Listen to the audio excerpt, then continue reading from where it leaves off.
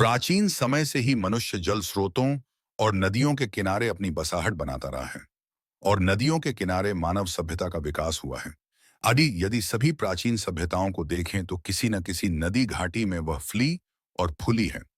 मिस्र की महान सभ्यता, जिसने महान फेरों राजाओं और उनकी द्वारा बनवाई गई पिरामिड के द्वारा विश्व को आज तक आश्चर्य में डाला हुआ है, यह नील नदी का ही प्रभाव था, जिससे मिस्र के महान सभ्यताओं का पालन पोषण और विकास हुआ। विश्व की सबसे लंबी नदी नील घाटी में अनेकों सभ्यताओं का जन्म हुआ और वे विकसित हुईं। अफ्रीका महाद्वीप में इस नदी का महत्व इसी बात से लगाया जा सकता है कि विश्व के सबसे बड़े रेगिस्तान सहारा में स्थित कुछ देश इस नदी के कारण इस रेगिस्तान के प्रभाव से पूरी तरह से मुक्त हो गए हैं। नील नदी का उद्गम तंजानिया और युगांडा की सीमा पर स्थित विक्टोरिया झील से होने के बाद इस नदी का मुख्य प्रवाह युगांडा, सूडान और मिस्र देश में होता है। यह भाग अफ्रीका महाद्वीप उत्तर पूर्वी भाग में स्थित है। विक्टोरिया निकलने के बाद नील नदी भ्रंश घाटी में बहते हुए सूडान के सहारा रेगिस्तान में पहुंचती है।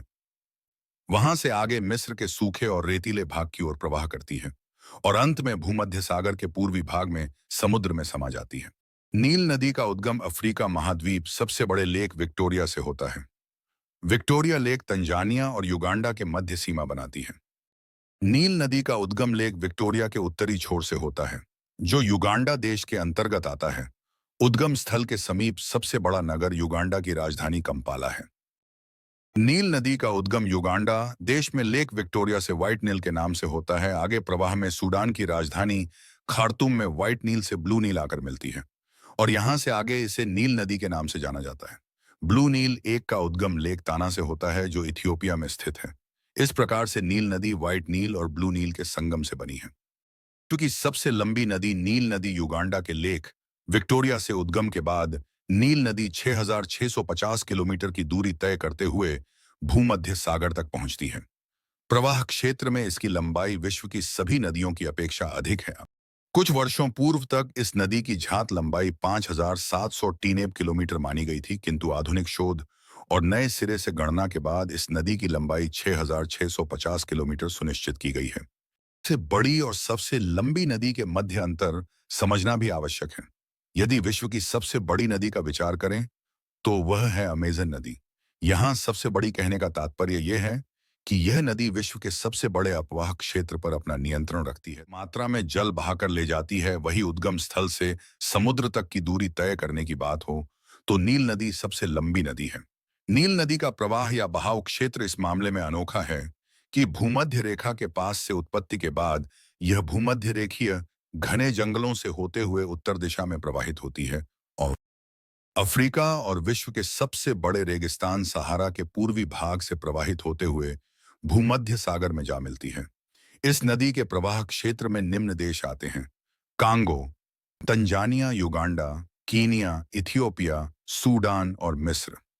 भूमध्य रेखा से निकलकर यह नदी भूमध्य सागर में जा मिलती है। नील नदी पर छोटी छोटी कई सिंचाई परियोजनाओं का निर्माण किया गया है।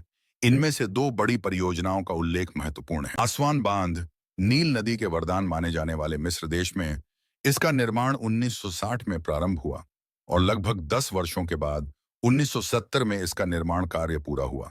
इस बांध की लंबाई 3.6 किलोमीटर और ऊंचाई लगभग 111 मीटर है।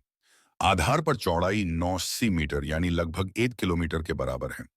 बांध के निर्माण से बने झील को नासिर नाम दिया गया है, जो लगभग 500 किलोमीटर लंबी और 15 किलोमीटर चौड़ी है। इस बांध पर जल विद्युत उत्पादन के लिए प्लांट का निर्माण किया गया है। अनुमानित है कि 12 मेगावाट विद्युत का उत्पादन यहां होता है। ग्रैंड रेनेसो डैम, इस डैम का निर्माण इथियोपिया द्वारा नील नदी की सहायक ब्लू नील पर किया जा रहा है। इस बांध की लंबाई लगभग 145 मीटर है। इसके निर्माण के पीछे मुख्य उद्देश्य सिंचाई के क्षेत्रों को बढ़ाना और जल विद्युत उत्पादन है। ऐसा अनुमान है कि बांध का निर्माण पूर्ण होने के बाद लगभग 60 मेगावाट विद्युत उत्पादन इस बांध से हो सकेगा। नील नदी आर्थिक रूप से पूर्वी अफ्रीका के लगभग सभी देशों को प्रभावित करती है। नील नदी के प्रवाह क्षेत्र में आने वाले सभी देश जैसे युगांडा, सूडान, इथियोपिया, मिस्र ने छोटे बड़े बांध बनाकर सिंचाई की सुविधाओं का विस्तार किया है। श्वेत और ब्लू नील के मध्य दोआब क्षेत्र अल गजीरा का मैदान कपास की खेती हेतु प्रसिद्ध है। इन देशों में एक बड़ा भाग सहारा रेगिस्तान के अंतर्गत आता है।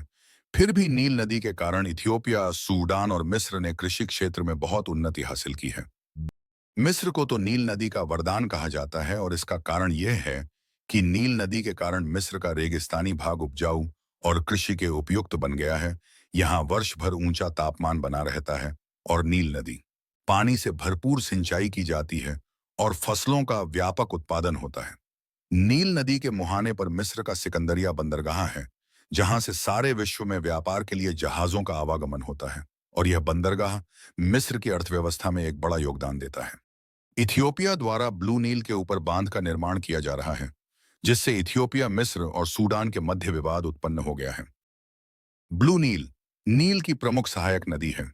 मिस्र के अनुसार यदि इस पर बांध बनाया गया और वह इथियोपिया की योजना अनुरूप हुआ, तो मिस्र में नील नदी के प्रवाह में कमी आ जाएगी, साथ ही जल स्तर में भी गिरावट आने की संभावना है।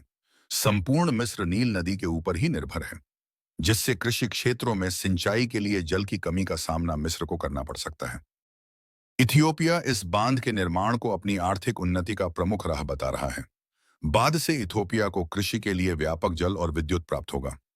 सूडान को भी नील नदी के जल स्तर में गिरावट की आशंका है, जिससे वह इस बांध का विरोध कर रहा है। हाल ही में तीनों देशों के प्रतिनिधियों ने अंतर्राष्ट्रीय पर्यवेक्षकों की उपस्थिति में विवाद को हल करने के लिए साउथ अफ्रीका में बैठक की है और विवादों के समाधान की दिशा में पॉजिटिव संकेत दिए हैं। भूमध्य सागर में मिलने से पहले कैरो में नील नदी मुख्यतः दो धाराओं में बढ़ जाती है। दाएं तरफ की धारा मंजाला झील की ओर चली जाती है, जिसके मुहाने पर स्वेज नहर का पोर्ट सईद स्थित है। एक दूसरी तरफ वाली धारा अलेक्जेंड्रिया की ओर चली जाती है। इन्हीं दोनों धाराओं के बीच नील नदी का विशालकाय डेल्टा स्थित है। कैरों से आगे यह नदी और भी कई छोटी छोटी धाराओं में बढ़ जाती है। नदी के मुहाने पर दो झीलों का निर्माण हुआ है। प्रवाह क्षेत्र में इसकी लंबाई विश्व की सभी नदियों की अपेक्षा अधिक है।